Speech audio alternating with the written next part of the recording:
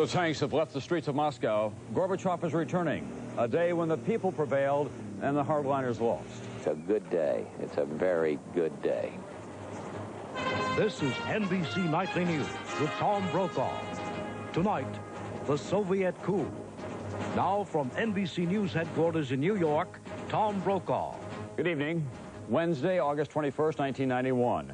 A day for bold print in history. Remembered and savored as the day when the power of the people in the Soviet Union proved to be greater than the power of the gray and cold-blooded men who thought they could return their country to the darkness of state oppression. Tanks and troops were turned around midday Moscow time. They either would not or could not fire on resistors. And that means that Mikhail Gorbachev is back in power. He's returning to Moscow, where he'll now have to deal with an even more powerful Boris Yeltsin, the hero of the moment. And the hardliners, where they are tonight, we don't know, but they are not in control if they ever were. NBC Moscow correspondent Bob Abernathy is at his post tonight, where it is already truly a new day. Bob?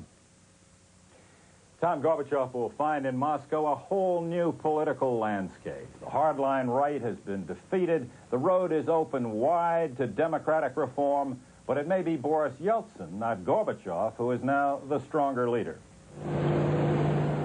By the hundreds, the tanks and personnel carriers rumbled out of town this morning. The soldiers as relieved to be going as the people of Moscow were to see them go. It's already time to leave. I don't think we'll be back. Tucked in among the tanks, getaway cars for some of the failed coup leaders. It's not known for sure where they went. One report said they flew to ask Gorbachev for mercy.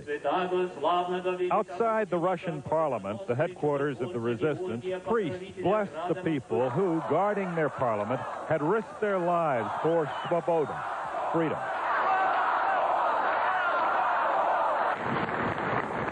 Inside the Russian parliament, a triumphant Boris Yeltsin, the leader of the resistance, whose personal courage in defying the hardliners gave him and his agenda enormous new authority. Gorbachev will have to accommodate to that. As newspapers came out again and independent television came back on, reformers rejoiced, but some also worried that Yeltsin might now be too strong.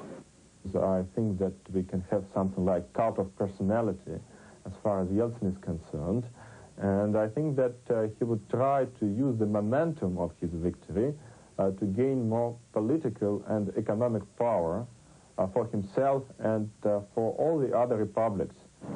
In spite of all the force at their command, the coup leaders failed in part because they underestimated the commitment of the people. It is not that easy to beat down democracy once it got their roots in the society. Last night, some of those fighting the coup took on armed vehicles barehanded. 3 of them were killed. Today, at the site where they were crushed, just near the American embassy, their friends honored them as everywhere. People here both sighed with relief and wondered, what next? What's expected is a new renegotiated treaty between the central government and the individual republics, one that could give the republics vast new powers, such as their own national guards, to protect them in the future from future central government abuse.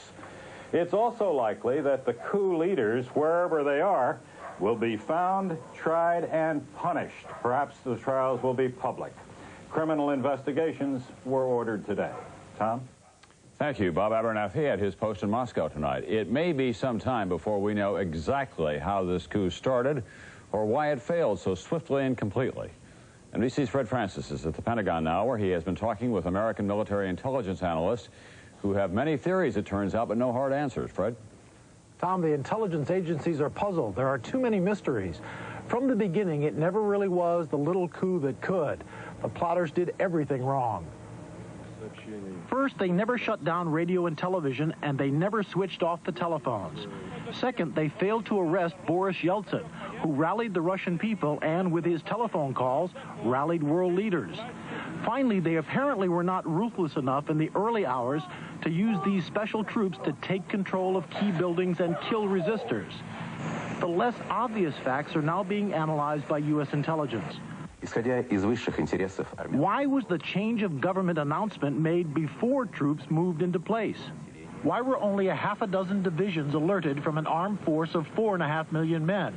Pentagon sources say even after the coup began, most senior military leaders showed no enthusiasm for the overthrow. Only the defense minister and his Moscow staff were giving orders. There are a few theories. Respected Kremlin watcher and novelist Tom Clancy said the plotters were just stupid. Frankly, it looks like a second-rate attempt in a country like Paraguay. Perhaps, but analysts say it is possible the plotters actually believe the Soviet people would embrace the ousting of Gorbachev, embrace a return to hardline central government.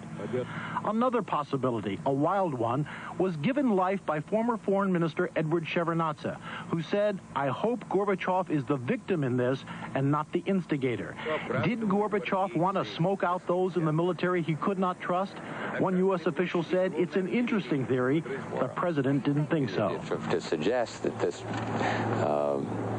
President Gorbachev would plot to put the people of the Soviet Union through this kind of trauma and the rest of the world through it just makes absolutely no sense at all. Finally, Tom, it may be as simple as this. If the Red Army just didn't have the stomach for a violent change of government and a return to rule by a few. Tom? Fred Francis at the Pentagon, thank you very much. In the long reach of Russian history, of course, the people have always been ruled from above. With this victory, however, they may have made a historic turn. NBC's Jim Maceda has been covering the Soviet coup from the outset.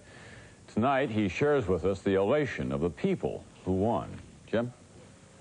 Good evening, Tom. For 3 days and 3 nights, tens of thousands of Soviets, young and old, have had one mission: to protect a building and everything it stands for. Boris Yeltsin calls it his White House. For the people who held vigil here, it might have become the Alamo. Finally, after 60 hours of waiting and fearing, the crowd at the Russian Parliament building had something to cheer about. The coup leaders had fled. The tanks were pulling out. Where there was joy, it was spontaneous. Where there was food, it never tasted better. Words can't express how good we feel. It's wonderful. No one expected such a turn of events. No one expected to win against a force that had always won, the state. But for most of these people, it is a time of relief, but not of celebration. The coup may be over, but there are battles ahead and many threats. It's not over. All the hardliners haven't fled. In the great ocean, there are still some fish swimming that don't swim at the surface. Fish like the KGB, Black Beret infiltrators. Even tonight, there could be a counterattack. So while the buses that had blocked tanks were being cleared, human defenses were drawn tight. The hero, Boris Yeltsin, still holed up inside. The barricades were not coming down yet. The tanks have left. The soldiers have We left don't also. believe it. You don't believe it? We don't believe it. That's why we're here. So you don't trust the information you're hearing? We don't trust this information. But trust, like the newspapers which had been banned, was returning. So was pride. The pride of combat, of being able to look the world in the eye. The coup leaders thought we were stupid, that we would swallow it all up, that everything would come off easy. It didn't happen that way. And a few here even dare to believe that it will never happen again. One volunteer told us perhaps this coup was necessary to show ourselves we really have changed. If so, our victory is complete. Tom? Jim Maceda in Moscow tonight, thank you very much. NBC's John Cochran now is at Kennebunkport, Maine, where it was cloudy and rainy. But as President Bush put it aptly, a good day, a very good day. John, that was an understated way to describe what is a big moment for this president. Big moment, Tom. The coup ends with President Bush apparently having played his cards just about right and coming out of it with the appreciation of both Yeltsin and Gorbachev.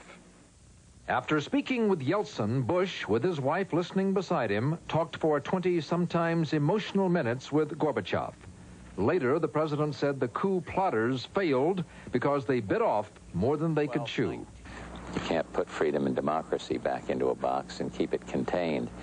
And that's what happened, and as a matter of fact, that's one of the things Gorbachev said. And certainly Yeltsin feels that way. Yeltsin also felt Bush's support was a big help.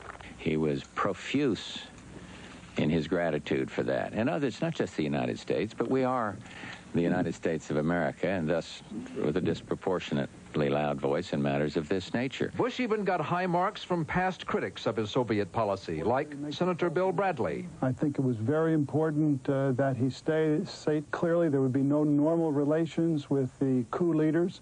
And other than that, I think his support for the democratic reforms, particularly Yeltsin, was positive in the last 24 hours. Both Bradley, a Democrat, and Senator Lugar, a key Republican, believe Yeltsin is the big winner and should be treated accordingly. I'm certain there'll be greater sympathy in Congress to Boris Yeltsin. But the president was downplaying any talk of having to choose between Yeltsin and Gorbachev. I think that the way Yeltsin has conducted himself shows you that it is not a Yeltsin versus Gorbachev battle. I don't think that Boris Yeltsin is sitting around thinking, how do we dump Gorbachev? But whether the winner is named Boris or Mikhail, President Bush has no intention of sending a big aid package over to either of them. One White House aide said, "We're not going to reward these guys just because they saved their own political skins." Tough talk. Tom? John Cochran, thank you very much. When Nightly News continues in a moment, Arthur Kent with worldwide reaction. Mike Jensen tonight will take a look now at the new economic equation. Yeltsin! Yeltsin! Yeltsin! Yeltsin! Yeltsin! In London, NBC's Arthur Kent has been watching and looking as world political leaders and common folk alike have been sharing in the elation today in the Soviet Union. Arthur? Tom, news of the coup's collapse lifted stock markets and spirits across Europe, especially in the East, where people remember too well what a communist crackdown means. In Prague, Czechoslovaks marked the 23rd anniversary of the 1968 Soviet invasion of their country by cheering the failure of this week's hardline conspiracy.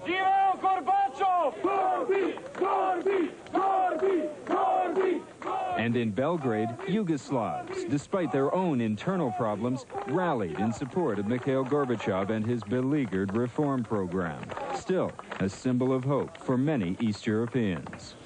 To the west, British Prime Minister John Major stood shoulder to shoulder with an aide to Boris Yeltsin, Konstantin Kagalowski. The message, solidarity. The importance of moral support, the broadcasts that have been made, the clear condemnation of the coup that has been unreserved from the whole of the free world is of immense help to those in the Soviet Union who are fighting for democracy and for freedom at the moment. At NATO headquarters in Brussels, Secretary of State James Baker arrived to discuss the coup with fellow foreign ministers. But NATO Secretary General Manfred Warner had spoken by phone with Boris Yeltsin, who had claimed the Soviet army was now under his control. We firmly support the Russian President Yeltsin.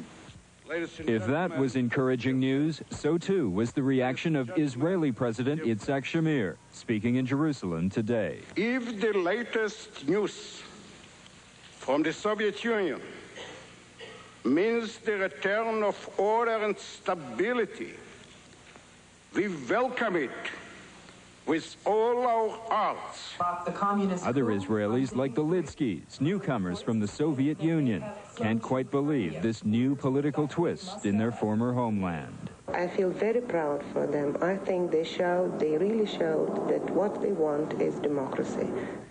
That democracy is fragile, however, and the abortive coup poses a familiar and difficult question to the West: how best to help with the reshaping of Soviet society. Tom? Thank you, Arthur. And just how bad are those economic troubles that remain in the Soviet Union? Well, here's NBC's chief financial correspondent, Mike Jensen, tonight. Soviet leaders still are confronted with an enormous problem, an economy that is a disaster. To make the economy more efficient, Gorbachev spent 6 years on perestroika, dismantling centralized controls in favor of free enterprise. Americans welcome. But the transition takes time. And with the elimination of government subsidies, things got worse for the average Soviet, not better. There are shortages of almost everything, and prices have gone up twice as fast as salaries in the last year. Inflation is running between 100 and 200%. Consumer products are scarce because factories have slowed to a crawl. Production, which already was low, fell 10% during the first 3 months of this year, partly because of a shortage of raw materials and parts shipped in from other countries. There's no money for imports because Soviet exports have plummeted. Crude oil, the largest, is down 10%. U.S. companies want to help develop Soviet oil fields, but the Soviet bureaucracy has been sluggish in deals with the West. The Soviets need American help, grain from American farmers, with American loan guarantees. President Bush said he thought economic pressure helped end the coup. When they see the United States and they see the European foreign ministers coming together, all saying they're not going to have business as usual, I think it does make an impact. Thousands of Soviets took to the streets to make it clear that they did not want a return to the old ways. Now the challenge for Soviet leaders is to make the new ways even better. Mike Jensen, NBC News. And on Wall Street today, the end of the coup sent stocks up sharply in very heavy trading. Last night on this program, former National Security Advisor Zbigniew Brzezinski predicted that we would know by this morning whether the hardliners' coup could succeed. Well, tonight he is with us again from Northeast Harbor, Maine. But Dr. Brzezinski, did you expect it would collapse quite so dramatically? Well, I had the feeling that it wouldn't succeed. I wouldn't say that I expected it would fall so quickly on its face, but I must say I am both pleased and not altogether surprised. You were also saying last night that the Gorbachev era is over, but he is returning to Moscow. Surely there will be some kind of role for him to play. Wouldn't you agree? Oh, absolutely. And I think he will remain, at least for the time being, the president of the Soviet Union, and very much its external representative, because his standing internationally is so high. But it really is quite interesting to note that the people cheering and shouting were all shouting Yeltsin's name, and the people who wanted democracy back, the people who weren't asking for Gorbachev. The only pictures we have seen of people hailing Gorbachev are people outside of the Soviet Union. And this difference is important. Moreover, at some point, I suspect someone is going to ask Gorbachev, how come you opposed Yeltsin in the past? How come all of the plotters, all 8 of them, were your appointees? And that's an important point. Let me ask you another question about American policy in the few seconds that we have left. Should the United States weigh in now with massive economic assistance to help out Boris Yeltsin and Mikhail Gorbachev? I think we should be forthcoming if the Soviet government, and it's going to be a reconstituted Soviet government, adopts a wide-ranging program of economic, political reform, but only if it adopts it and begins to implement it, because otherwise, what are we going to be aiding? Aid is not a reward. Aid is not merely an incentive. Aid is supposed to make things work. And unless there is a substantial, comprehensive, far-reaching reform program, there isn't anything actually to aid. Dr. Brzezinski, thank you very much for being with us tonight. When Nightly News continues in a moment, commentary from John Chancellor. Our commentator, John Chancellor, is with us tonight, and like the rest of us, he's looking ahead, trying to figure out what next in the Soviet Union. John? What next, indeed. The old scenario for Mikhail Gorbachev was the real trouble begins next spring after a miserable winter with food shortages and nothing to buy in the stores. The new scenario is the real trouble begins next spring after a miserable winter with food shortages and nothing to buy in the stores. The coup d'etat had no effect on the fall harvest, which will be below normal, no effect on exports, which are in a slump, no effect on the mountain of foreign debt. Billions of dollars in foreign loans must be paid this year, more food must be purchased abroad, and the country is desperately short of cash. It's short of soap, so there are lice in the hospitals. It's short of pantyhose, so women's legs go bare. It's short of snowsuits, so babies stay home in the winter. Sometimes it's short of cigarettes, so millions of people stop smoking involuntarily. It drives everybody crazy. The problem isn't communism. Nobody even talked about communism this week. The problem is shortages. If he wants to, Gorbachev now can move faster on political and economic reforms. That would produce more loans from the West to ease those shortages. But it's going to take time, and nobody knows how much time the people will give him, especially this week when millions of Russians got a taste of their own power. Gorbachev comes out of all this a winner, but what he won is a prize of questionable value. Tom? Thank you, John. Politics here at home as well. Albert Gore, the Democratic senator from Tennessee, has decided that 1992 is probably President Bush's year. Gore said today that he would not be a candidate for the Democratic presidential nomination. Into a historic 3 days in the Soviet Union. We're told tonight that Mikhail Gorbachev has arrived from the Crimea back in Moscow, his office restored, but he'll be sharing the stage with Boris Yeltsin. Tanks which ran barricades around the Russian parliament building early this morning pulled out of the city. Leaders of the coup fled Moscow, perhaps headed for a remote republic in Central Asia. With victory for reformers like Alexander Yakovlev, a rally in a previously forbidden zone, the square in front of KGB headquarters. Elation among those who supported Yeltsin at the Russian parliament. The old gang lost. Democracy and reform triumphed. But the situation in the Soviet Union is far from settled. After all, this is a country with a long history of cycles of oppression. The events of one day lead to another. We'll have a special report on what is ahead for the Soviet people tonight on NBC at 9, 8 Central Time. I'm Tom Brokaw. I'll see you then.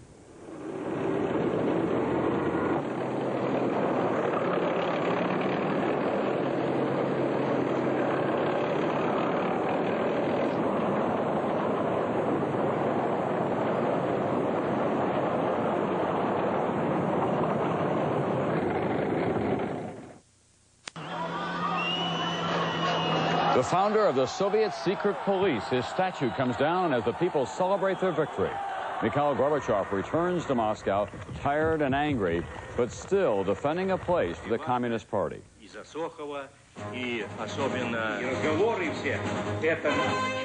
is NBC Nightly News with Tom Brokaw, reporting tonight from NBC News headquarters in New York.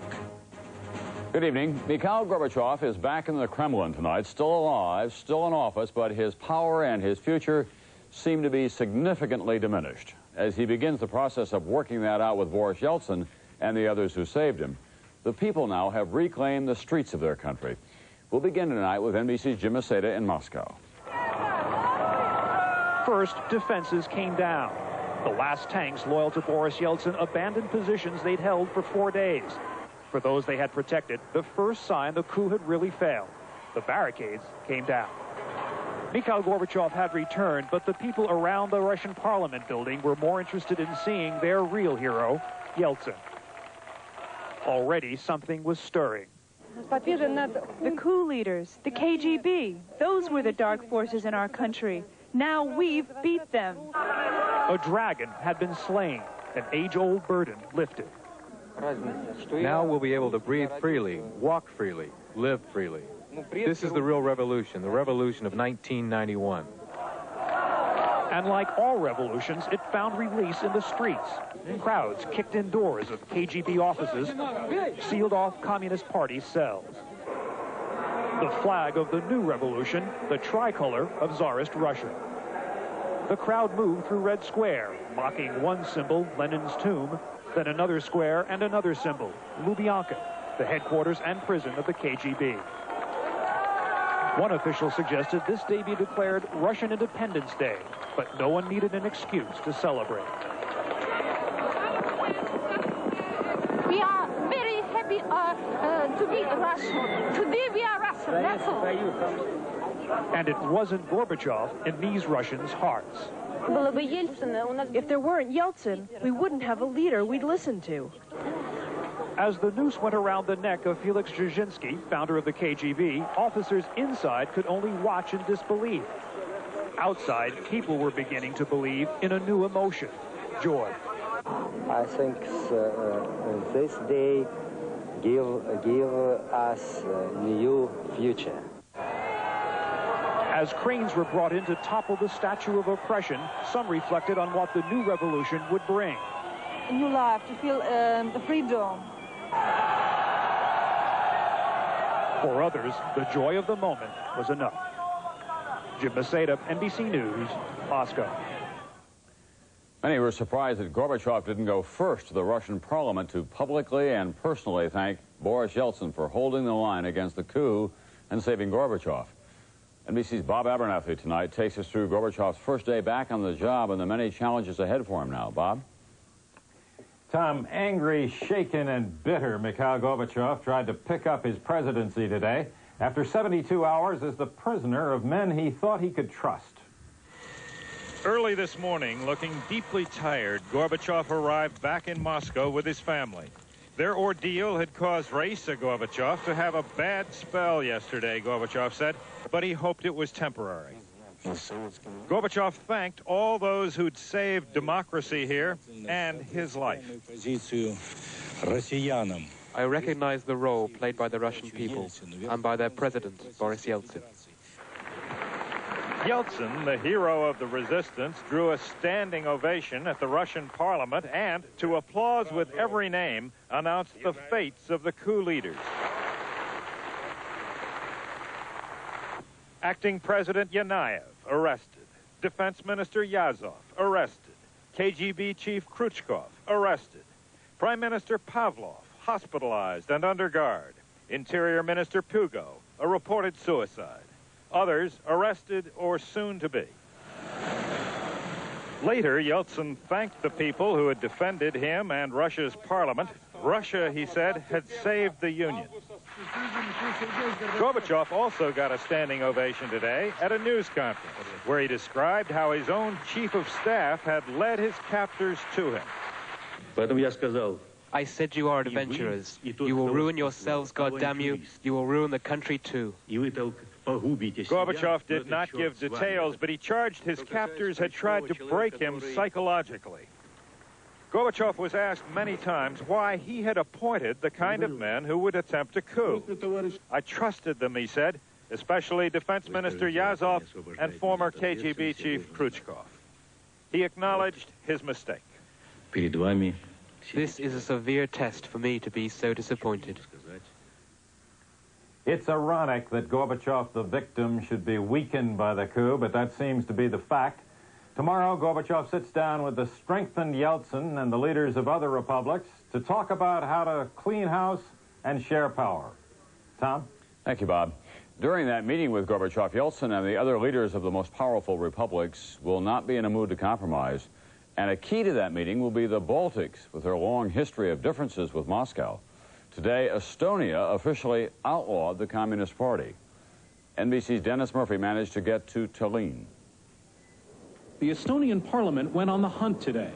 Prime Minister Edgar Savisaar called out the names of the alleged collaborators, the Estonians who helped the Soviet hardliners in the bungled coup. The port manager fired. Managers of the Russian factories rooted out.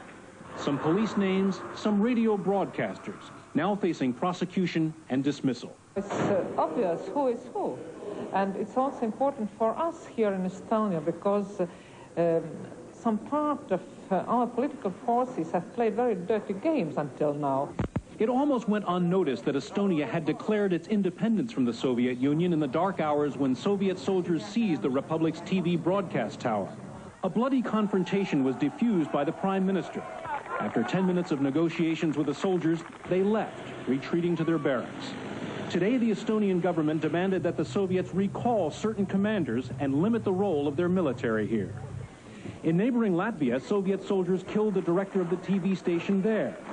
In Lithuania, where the parliament was barricaded, a local militiaman died in fighting. Today, in Estonia's capital, the nervous tension dissolved in a street party. Some saw independence unexpectedly peeking around the corner. Today, it's very important, very, very important. It's the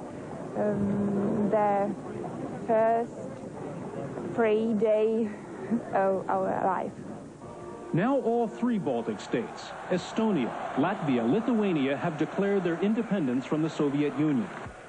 They still don't trust Gorbachev, but Yeltsin is a big, big hero. The Balkan state leaders think they see real independence now in the collapse of the hardliners. But recognition is up to the United States and the West, and whoever or whatever emerges as the Soviet government. Dennis Murphy, NBC News, Tallinn, Estonia. When we continue in a moment, Gorbachev's new men. What do the White House and the Pentagon think of them?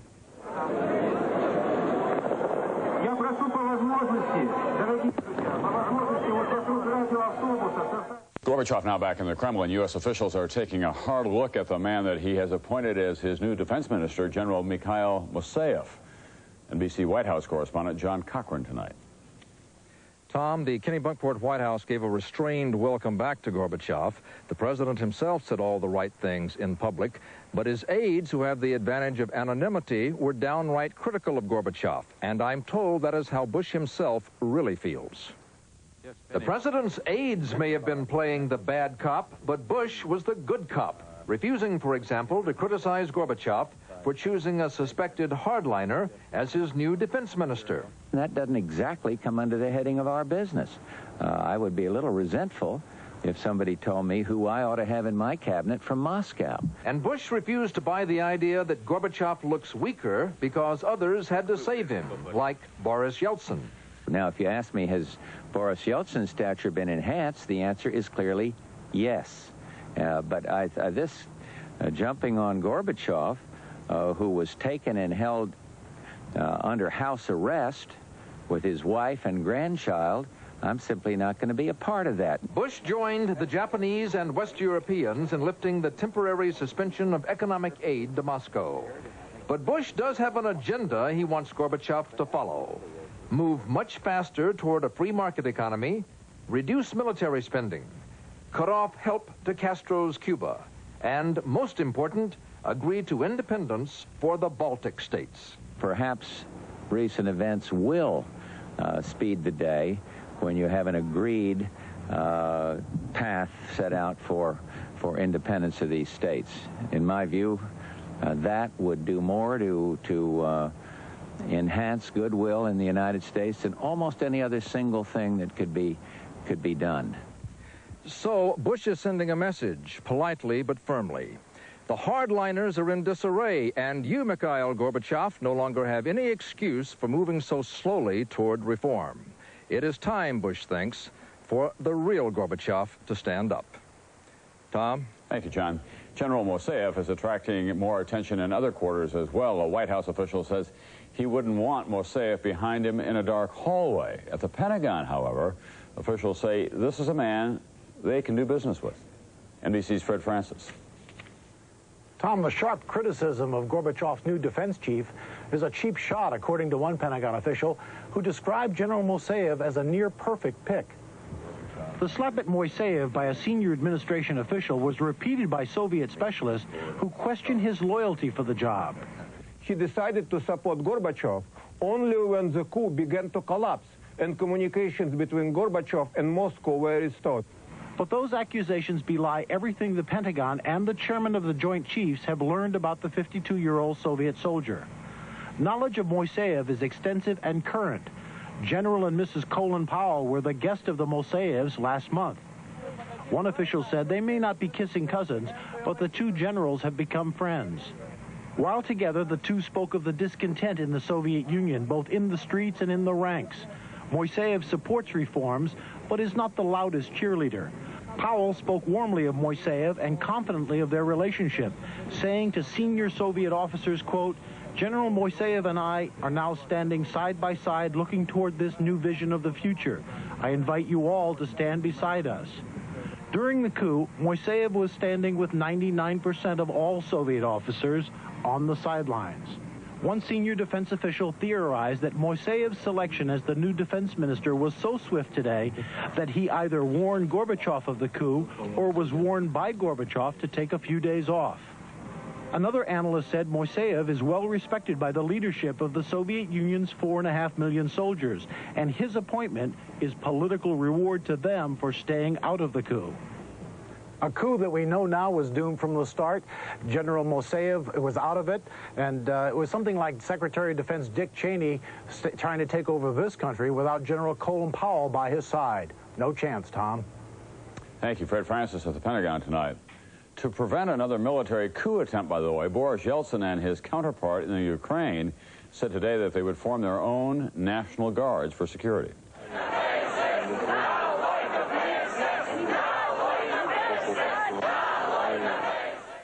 Joined now by one of our resident Soviet affairs experts, William Hyland, who is the editor of Foreign Affairs Quarterly.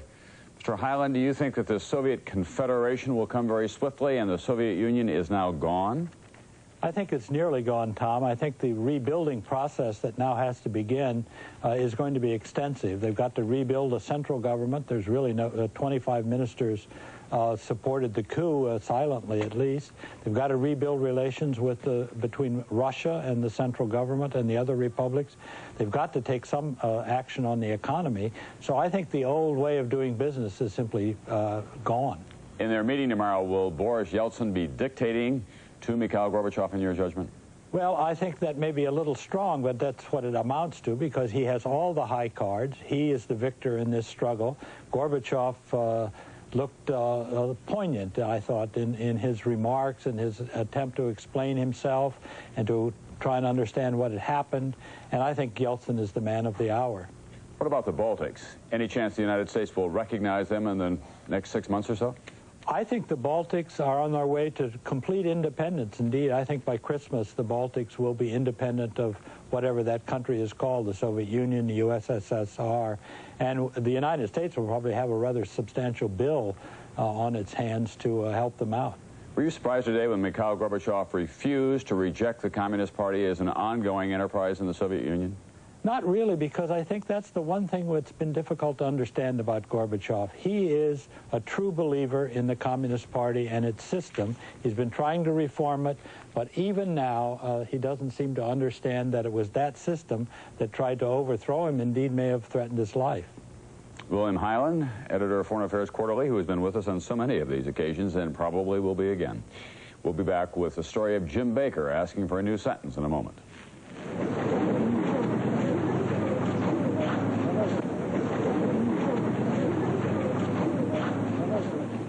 Evangelist Jim Baker was back in court today in Charlotte, North Carolina, pleading for mercy, trying to get his prison sentence reduced. NBC's Deborah Roberts tonight.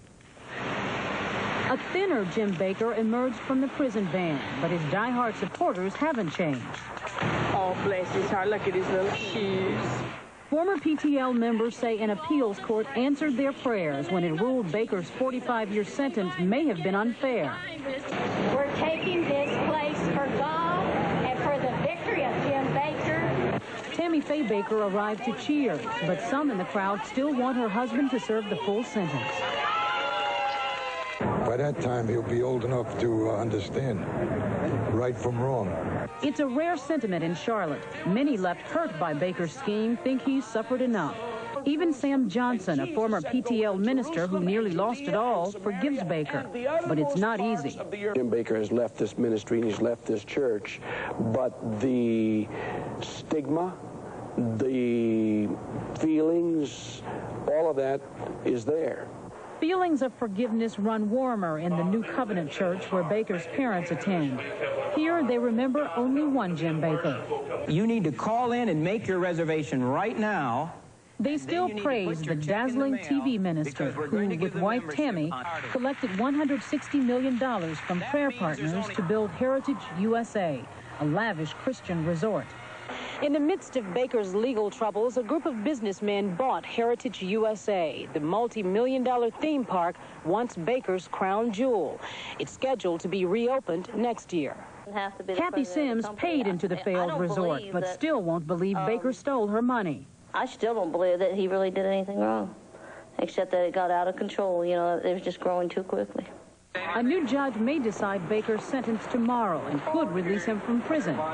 Then Jim Baker and Tammy Faye would be free to pick up the pieces and the partners and start a new ministry. Deborah Roberts, NBC News, Charlotte, North Carolina. Time now for commentary from John Chancellor, who's been looking at the failed lessons of the past coup. John? Tom, the basic rule in a coup d'etat is if you strike at a king, you must kill him. But the Moscow plotters didn't kill Gorbachev. Instead, they seem to have killed what they were trying to save, the power of the Communist Party. Not only did the plotters fail to kill the king, when their bumbled coup ended, there were two kings, Gorbachev and Boris Yeltsin. They are rivals who have fought bitterly in the past. This week, Yeltsin opposed the plot against Gorbachev only because he knew if it succeeded, they'd be coming for him next.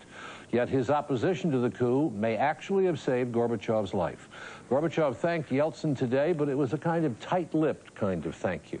Two very different men. Yeltsin is a rabid opponent of the Communist Party. Gorbachev has a strange, stubborn kind of loyalty to it.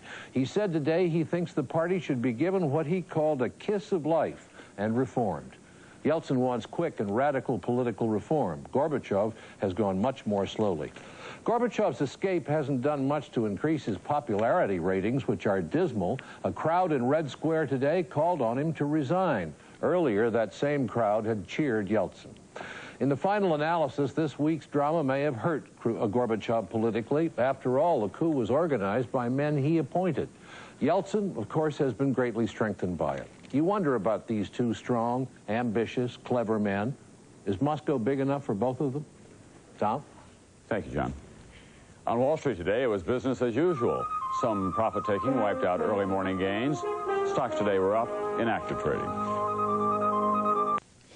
It is important to remember tonight that it was Mikhail Gorbachev, after all, who started the change that made it possible for the people to defeat a coup in the Soviet Union, and it has been difficult for him to hold all the pieces together.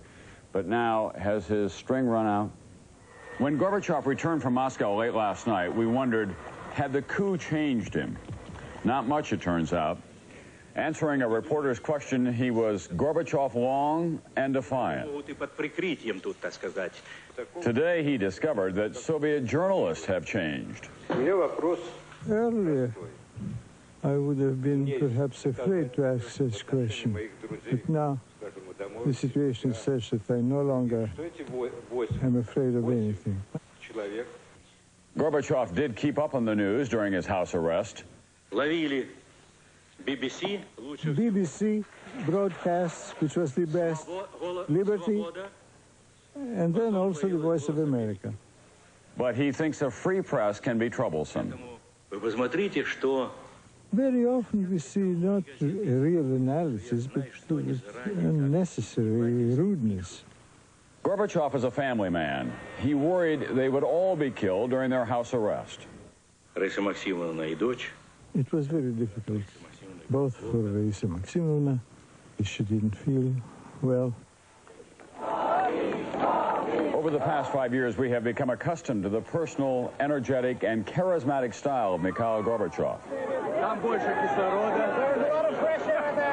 In past visits to this country, Gorbachev's been treated like a rock star, and apparently he still has a very big following here. A Chicago health club today. I guess it's an American term, but he was pumped up. He really was. Pumped up, yes, but Gorbachev is not running for president of the United States. If he was not changed much by the events of this week, his country was. The people saved Gorbachev. Now they'll expect much more of him. So Gorbachev is back, but in many ways he is more isolated than ever before, balanced ever more precariously between the past and the present. That's Nightly News for this Thursday night. This story is far from over. I'm Tom Brokaw. I'll see you tomorrow night, if not before.